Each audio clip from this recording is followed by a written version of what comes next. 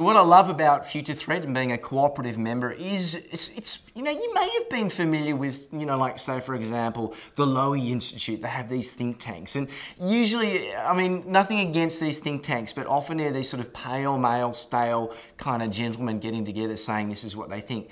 But one of the things I really know about everyone in our cooperative, we're all published authors, we've all spoken around the world, and we challenge ourselves like very, very few people do. So when we're testing ideas, when we're looking at our new programs, when we're looking at the research that we've done, we've got 8 brilliant minds in the room saying, hey, you know what? I like it, but you haven't thought about this. And it's kind of like having PhD peer review on steroids. So it means we're up to speed, we're really switched on, and we're looking at what are the best ways that we can serve you, our clients, and our customers to give you brilliant advice.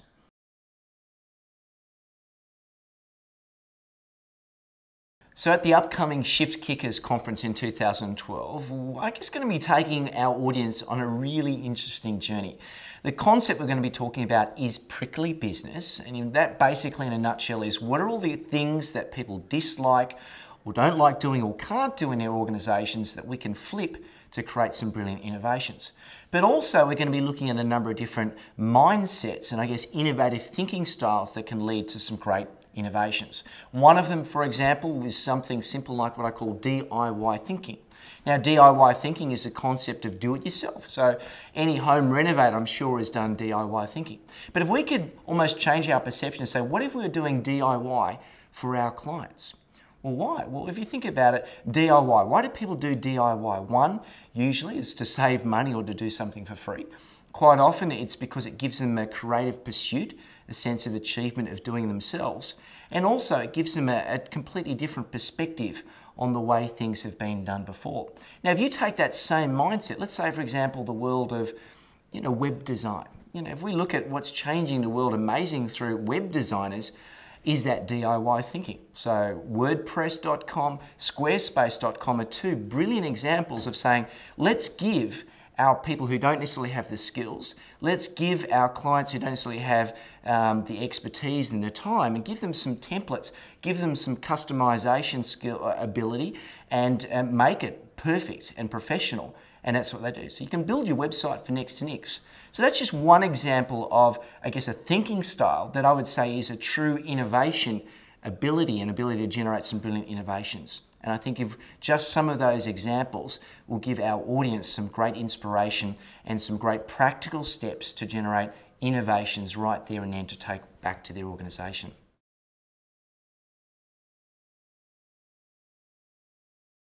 So I often get asked, what is it that makes you different to any other innovation expert? And it's a really good question because there are a lot of people with some great innovation backgrounds and great innovation ideas.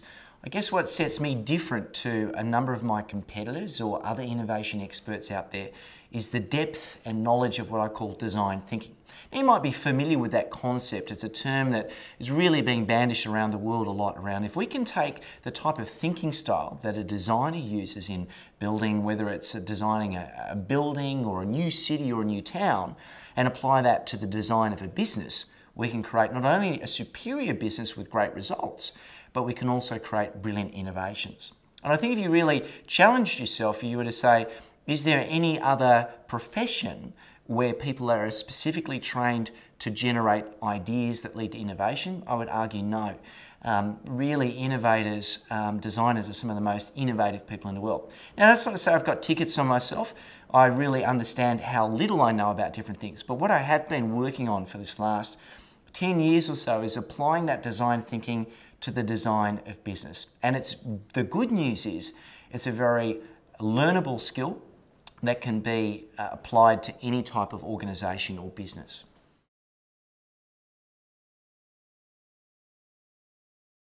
I guess my take on innovation could be fairly different to most, I guess what you call them, corporate trainers or experts or anyone else there playing in the field of innovation.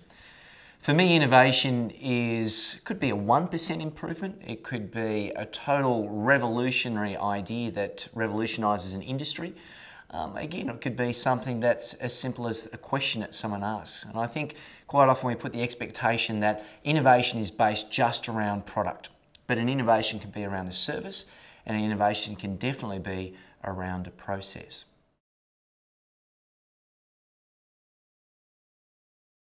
Where we often make our biggest leap with our clients is in process. And it's not necessarily a sexy, funky thing.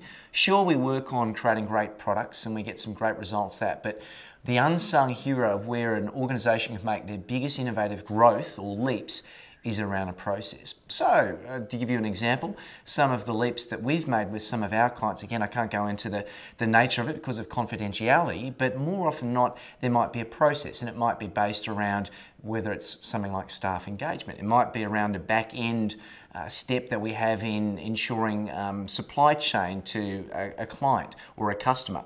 It might be on a back-of-the-house web portal to enable potential contractors to engage with their clients that way. So I guess the number of examples is so wide and varied, it probably wouldn't do me justice to share some of those stories. But what I can tell you is that no matter what organisation is out there, there is always an opportunity for innovation.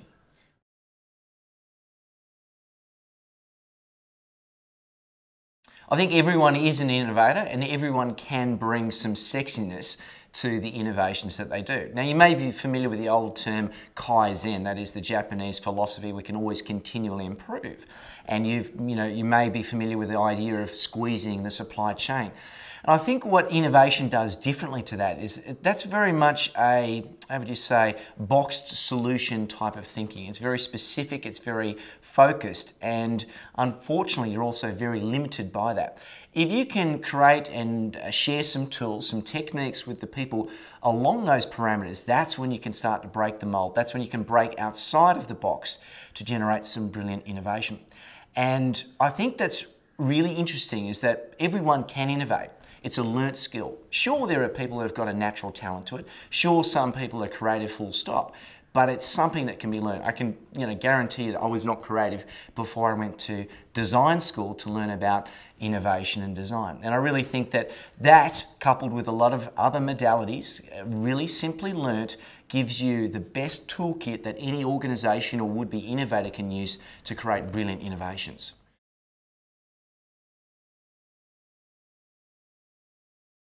So let's come to this concept of, is innovation one side of the mind versus, both sides. It's a holistic approach, really. There are moments when we need to be very specific and detailed with our thinking, but at the same time, we need to be able to have those questions that shatter a paradigm. We need to have those questions that will take us to a space and place where people simply aren't thinking of. And are there examples of organisations that have reinvented themselves by adopting different philosophies? Yes. One of my clients, for example, Nokia, I think, were caught up in a position of doing things the way they'd always done them. And were they innovative? Yes. Were they creative? Yes. But the challenge is that they almost, loved their own sound of their own voices, and because of that, penned themselves into a little spot and missed out on opportunities. I think where organisations are making some of those biggest leaps is always looking at being open to introducing new roles, new positions from people who are outside of the industry. So if you're in pharmaceutical industry, a pharmacist or a pharmaceutical expert may not be the best person to come up with the new miracle drug that saves the world. And there's classic examples of that happening around the world there. I think where the most exciting thing about innovation is happening is that everyone and anyone can be applying that to create some great results. Whether you're a CEO and an amazing leader, or whether you're a frontline person dealing with some tough customer calls and service.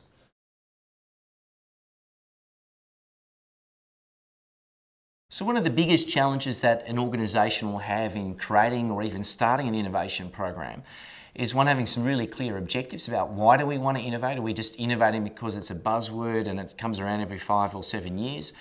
Do we want to innovate because we need to get some more sales, some more results out there? Do we want to innovate, really clear, specific reasons as to why they want to innovate?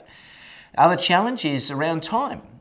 We all want innovation, but actually, innovation is an investment. It's an investment of time, it's an investment of energy, it's an investment of money and intellectual capital.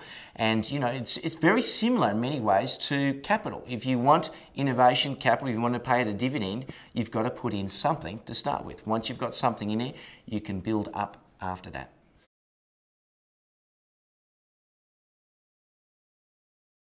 Organisations that are doing innovation very effectively, yes, you could look at the Googles out there that are giving themselves 20%, but the reality is not everyone in Google gets the 20% of their time to play with innovation. It really is specifically based for the engineers, which is great, software developers and everything else.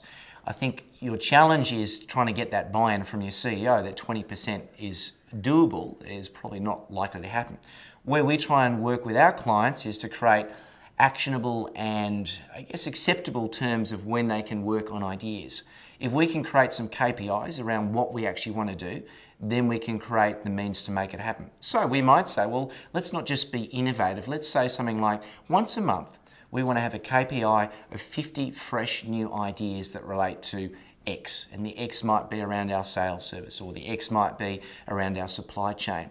Having really clear, simple, measurable elements around that make it so much easier to, one, focus our innovation and also to get the results that we need to justify the investment we're putting in.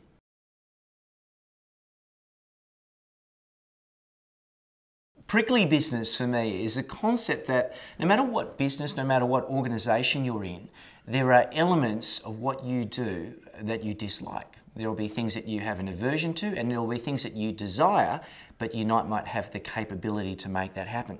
So prickly business is a term I've sort of created in a way of defining what are the parts of your business, what are the parts of your organisation that you have an aversion to, either because you don't have the capability or it's something that's just beneath you, it's something that you feel that you don't want to do. And I really think that every role, whether it's a job description, every organisation, every business in the world has been created in one way, shape or another as a response to something that is uncomfortable or prickly. And the interesting thing I found with prickly business is not only that there are areas where we don't want to go, where there will be innovative opportunities, but there are things that we don't want to do that will have personal development opportunities as well. So it's kind of this fusion between ways of challenging yourself around things that we might be procrastinating on, things that we might think, oh, you know, that's too hard for us. It might be a skills level thing. And it's also at the same time saying, you know what? Our clients really hate doing those sort of things. What if we could do that for them?